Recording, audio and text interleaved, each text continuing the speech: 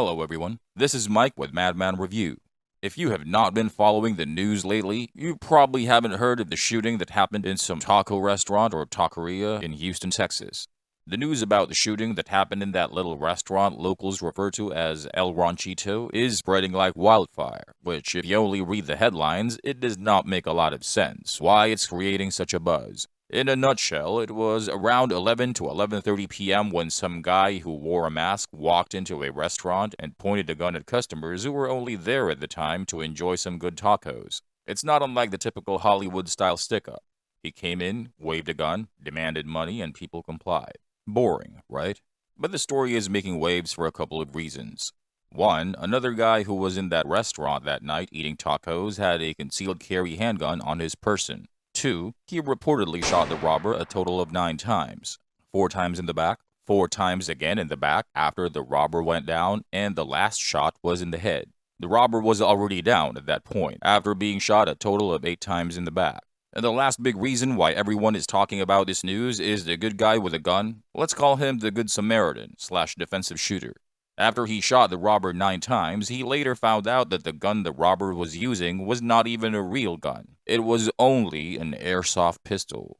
There are a lot of things to unpack here. If you like this type of content, stick around to the end of this video and leave a like and a comment. So, let's talk about the robber first. The guy's name was Eric Eugene Washington. He was 30 years old when he walked into that taqueria and died last January 5th. Records show that 8 years prior to his attempted robbery on January 5th, Washington was convicted of aggravated robbery with a deadly weapon. He was sentenced to 15 years in prison in connection to the shooting and death of the 62-year-old owner of the business he robbed. Though he was not the person who killed the business owner, he was there when the old man died. He served 7 years, was released on parole just December of last year, and was charged with assaulting his common-law partner shortly after. He bonded out earlier the following month and went to that taqueria with an airsoft pistol.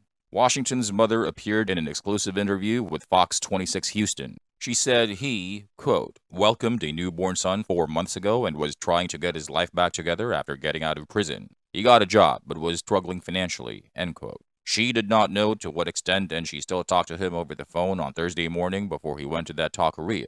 He said, quote, I'm trying to be the best person I can be, end quote. My personal take on it is this is getting old. Criminals should not be portrayed as heroes or innocent victims of some imaginary oppressive Western society. But that is neither here nor there. He was not a juvenile delinquent. He knew what he was getting himself into.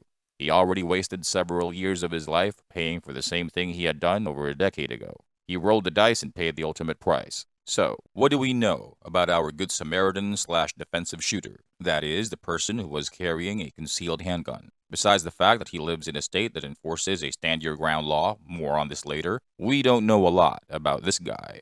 From a screenshot of the video recording, he appears to be a bald middle-aged guy, and he drives an old, beat-up 70s or 80s red pickup truck. We do not know what pistol he used, but from the video, if we look at his grip angle, the pistol's slide profile, and the way it recoils when he fires it, I'm about 90% sure it's a GLOCK. And because the pistol appears to be a subcompact relative to the defensive shooter's height, it's very likely a Glock 19. I can be wrong though, and I'd love to be proven wrong. So if any of you would take a gander, feel free to post a comment below. After the shooting, our Good Samaritan left the scene. He was wanted by the police investigators for questioning, so they tried to reach him to get his side of the story. An attorney who claimed to represent him got in contact with the HPD on January 8th. The day after, he talked to the investigators. On Wednesday, January 11th, the attorney released a statement where the defensive shooter said he wishes to remain anonymous. He outlined what happened at the restaurant, which checks out with what was seen on the surveillance video that was released by the restaurant at the time of the supposed robbery. He also said in the statement that he believes the shooting is justified and a grand jury would reach the same conclusion, though he did express pain and grief over his decision to take the robber's life. Long story short, after being questioned by homicide detectives, he was not arrested or charged, and his name was not released. Now that all that is out of the way, I'd like to give my 2 cents on some of the issues surrounding this incident. As far as how our Good Samaritan handled this situation, we'll have to talk about it without playing the actual surveillance video released by the taco restaurant. Because if you know YouTube, they have an algorithm that shadow bans channels showing any kind of gun-related violence. You should be able to download a copy of the unedited video on Facebook, and in that video, you'll see that when the robber entered the restaurant and started waving his gun, our defensive shooter does not immediately try and yank his handgun out of wherever he was carrying it. He reads the situation, lets things play out a bit, observes the guy's movements, and waits for an opening. And then, just as soon as the robber turns his back and passes him by, the defensive shooter draws his gun, takes aim using both of his hands, and fires 4 shots in under 2 seconds, at the same time improving his position quickly with each shot. When the 4th shot hit, the robber falls on the floor, face down, and lets go of his handgun. Our defensive shooter walks closer to the robber and fires 4 more shots, again hitting the robber in the back. This time, the shots were a little slower. It was at this point that he does something which, in my opinion, is unnecessary at best and morally questionable at worst. He reaches for the robber's gun and picks it up, then fires a quick shot one last time at the robber, hitting him in the head. Anyone who was able to see the original unedited video from the taqueria would agree that the first 4 shots are legally justifiable, and whoever argues that firing 4 shots is considered excessive use of force has no idea what they're talking about. Even with plus P-jacketed hollow points, stopping power is a myth. I can talk about pistol caliber ballistics all day, and it probably won't get us anywhere, so I'll just quote Dr. Sidney Vale, an associate professor of surgery at Penn State Trauma Center and a known authority on the subject. Quote, "Stopping power is a marketing tool and should be dropped from our discussions of ballistic performance until such time as ammunition effectiveness is measured by more means than just the results of gelatin and barrier tests." End quote. Having said that, when the robber loses footing, falls on the floor, and lets go of his handgun, which flies about a meter away from him, our Good Samaritan should have stopped firing. Yeah, it can be argued that when we're in these types of situations, our ability to make sound decisions is greatly affected by a natural phenomenon known as an adrenaline rush, so maybe I can cut him some slack. But after he picks up the handgun, he really shouldn't have fired that shot at the robber's head. That was completely unnecessary. He already has his hands on the bad guy's weapon. The bad guy isn't even moving anymore. There was no more threat. I have personally never been in any kind of gunfight, but I've been involved in a number of fistfights and knife fights where an adrenaline rush is common. You still have sufficient control when your system is flooded with adrenaline. That is why our Good Samaritan was still able to make the decision to pick up the bad guy's gun. He was not blinded by rage or anything at that point. That headshot was uncalled for.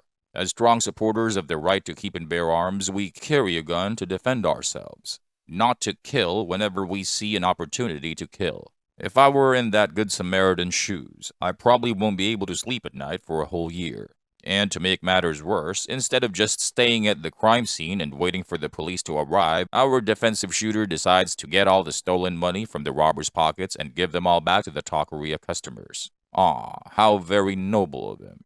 If you were ever involved in something minor like a fender bender, regardless of whether it was your vehicle that was hit or your vehicle hit the other vehicle, you will very, very likely stay around, talk to the police, take pictures for your insurance claim, etc., etc. But what happened in that taqueria that night cannot be considered as minor as a fender bender. I wonder why our Good Samaritan did not stay.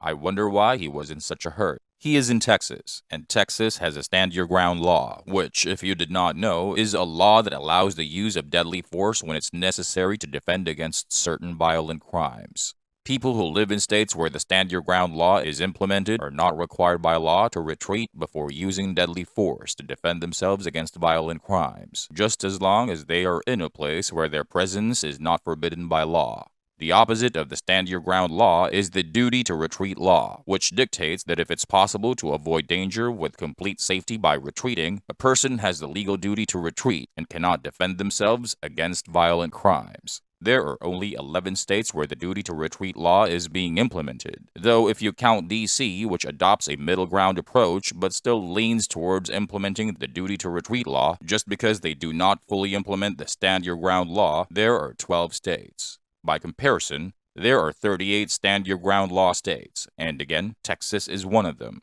So really, there was no need for our defensive shooter to leave that taco restaurant that night. Then again, maybe there was. The Houston Police Department said in the last update on this news that after their investigation, this case will be referred to a grand jury to determine whether criminal charges should be filed against the defensive shooter. I would not be surprised if that unnecessary headshot will be used to file criminal charges against him by the grand jury.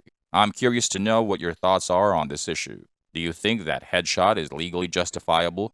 If it isn't, then we have the same opinion. But if it is, tell me why. If you're a lawyer and you have a sense of whether or not criminal charges will be filed against our defensive shooter, please feel free to chime in by commenting down below. And that is all I have for you in this video. If you like this type of content, please like, share, and subscribe, and click on that little bell icon so you don't miss out on any new content. Thanks for watching, and I'll see you in the next one.